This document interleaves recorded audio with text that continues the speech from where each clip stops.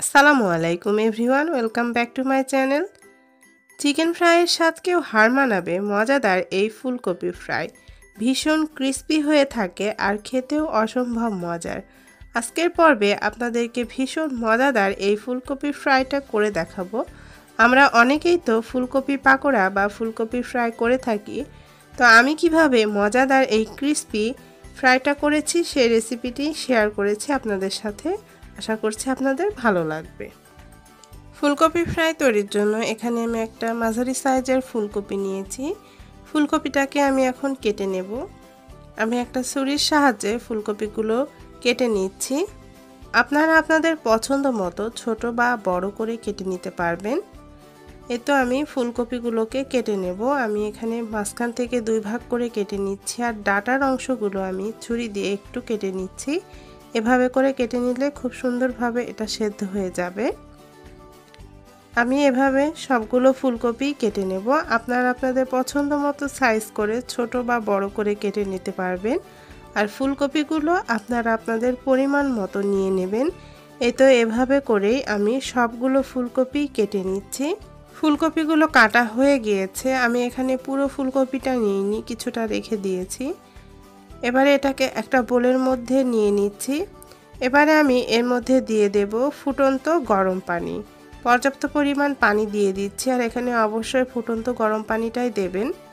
আর দিয়ে দিচ্ছি প্রায় 2 চা চামচ পরিমাণ লবণ। লবণটা দিলে ফুলকপির মধ্যে যদি কোনো পোকা থাকে সেটা বের হয়ে আসবে। আবার ফুলকপিটা ফ্রাই করার পরেও খেতে অনেক বেশি ভালো লাগবে। একটু নেড়েচেড়ে মিশিয়ে নিচ্ছি। তারপর এই পানির মধ্যে এটাকে আমি 6-7 মিনিটের মতো একটা ঢাকনা দিয়ে ঢেকে রেখে দেব। এতে করে ফুলকপিটা খানিকটা নরম হয়ে আসবে। ফ্রাই করার পর আর কোনো কাঁচা থাকার সম্ভাবনা থাকবে না।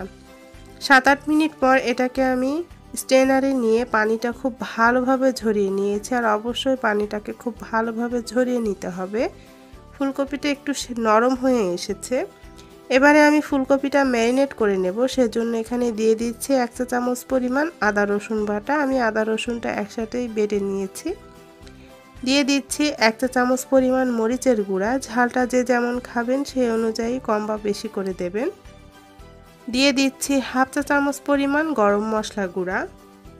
সাথে দিয়ে দিলাম 1 চা চামচ পরিমাণ চাট মশলা, তবে এটা অপশনাল, আপনাদের হাতের কাছে থাকলে দেবেন, না হলে বাদ দিতে পারেন।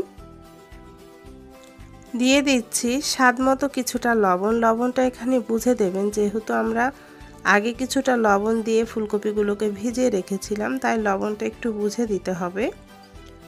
এবারে এখানে দিয়ে দিচ্ছি 1 চা চামচ পরিমাণ ভিনেগার। আপনারা চাইলে এখানে 1 চা চামচ পরিমাণ লেবুর রসও দিয়ে দিতে পারেন।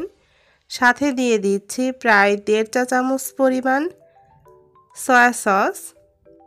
সয়া সসটা দেওয়া হয়ে গেলে এখানে আমি দিয়ে দিচ্ছি 1 টেবিল চামচ পরিমাণ মিহি কুচি করে রাখা ধনিয়া পাতা। ধনিয়া পাতাটাকে খুব ভালোভাবে মিহি কুচি করে তারপর ব্যবহার করতে হবে। চাইলে ধনিয়া পাতার পরিমাণটা আরেকটু বাড়িয়ে দিতে পারেন, আবার পছন্দ না করলে বাদ দিতে পারেন। এবারে দিয়ে দিচ্ছি একটা ডিম। এবার সবগুলো উপকরণ খুব ভালোভাবে মাখিয়ে নিতে হবে। একটু আলতো হাতে মাখাতে হবে, যেহেতু ফুলকপিগুলো একটু নরম আছে, না হলে ফুলগুলো ভেঙে যাবে। একটু আলতো হাতে সময় নিয়ে খুব ভালোভাবে এটাকে মাখিয়ে নিতে হবে। আমি একটু সময় নিয়ে প্রায় 4-5 মিনিটের মতো উল্টে পাল্টে মশলার সাথে ফুলকপিগুলোকে মাখিয়ে নিয়েছি। মাখানো হয়ে গিয়েছে। এবার আমি এটাকে 6-7 মিনিটের মতো ম্যারিনেট করে নেব। তবে আপনাদের হাতে যদি সময় না থাকে সেক্ষেত্রে সাথে সাথেই ভেজে নিতে পারেন। এবারে আমি বাইরের কোটিংটা রেডি করে নিচ্ছি। এজন্য নিয়ে নিয়েছি 1 কাপ পরিমাণ ময়দা। সাথে দিয়ে দিলাম 2 টেবিল চামচ পরিমাণ চালের গুঁড়ো। চাইলে এখানে 2 টেবিল চামচ পরিমাণ কর্নফ্লাওয়ারও দিতে পারেন, তাহলে এটি অনেক বেশি ক্রিস্পি হবে। দিয়ে দিচ্ছি 1/2 চা চামচ পরিমাণ মরিচের গুঁড়া আর সামান্য একটু লবণ দিয়ে দিলাম। এবারে খুব ভালোভাবে মিশিয়ে নিচ্ছি। মেশানো হয়ে গেলেই বাইরের কোটিংয়ের জন্য ময়দাটা রেডি হয়ে যাবে। 6-7 মিনিট পর আমি ফুলকপিগুলোকে অন্য একটা বাটিতে উঠিয়ে নিচ্ছি। আর যে মশলাটা বাটির মধ্যে রয়ে গিয়েছে সেই মশলাটার সাথে আমি আরও কিছুটা পানি মিশিয়ে নিচ্ছি। এই মশলাটা আমরা পরবর্তীতে ব্যবহার করব।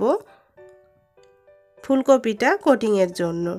এবার প্রথমে এক পিস ফুলকপি আমি এই শুকনো ময়দায় গড়িয়ে নিচ্ছি। খুব ভালোভাবে আমি ময়দায় গড়িয়ে নিচ্ছি। তারপর হালকা হাতে ময়দাটা একটু ঝেড়ে নিয়ে যে মশলাটা রেখেছিলাম সেই মশলার মধ্যে খুব ভালোভাবে ডিপ করে নিচ্ছি। ডিপ করে নেওয়া হয়ে গেলে আমি আবারও ফুলকপিটাকে শুকনো ময়দায় গড়িয়ে নিচ্ছি। ঠিক যেমন আমরা চিকেন ফ্রাইটা কোটিং করি সেভাবেই এটাকে খুব ভালোভাবে কোট করে নিতে হবে। আর একটু সময় নিয়ে এই কাজটা করতে হবে। এই তো আমার একটা ফুলকপি কোট করা হয়ে গিয়েছে। আমি আপনাদেরকে আরও কিছুটা ফুলকপি এখানে কোটিং করে দেখাচ্ছি। প্রথমে শুকনো ময়দায় খুব ভালোভাবে গড়িয়ে নিচ্ছি। তারপর যে মশলাটা রেখেছিলাম সেই মশলাটাই ডিপ করে নিচ্ছি।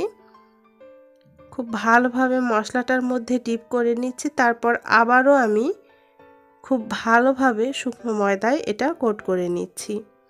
একটু সময় নিয়ে এই কাজটাকে করতে হবে, তাহলে দেখা যাবে খুব সুন্দরভাবে ময়দাটা ফুলকপির গায়ে সেট হয়ে যাবে। এই তো এটা হয়ে গিয়েছে। এবার আমি একটু ঝেড়ে এটাকে উঠিয়ে নিচ্ছি আর বাকিগুলোকেও আমি একই প্রসেসে রেডি করে নিচ্ছি।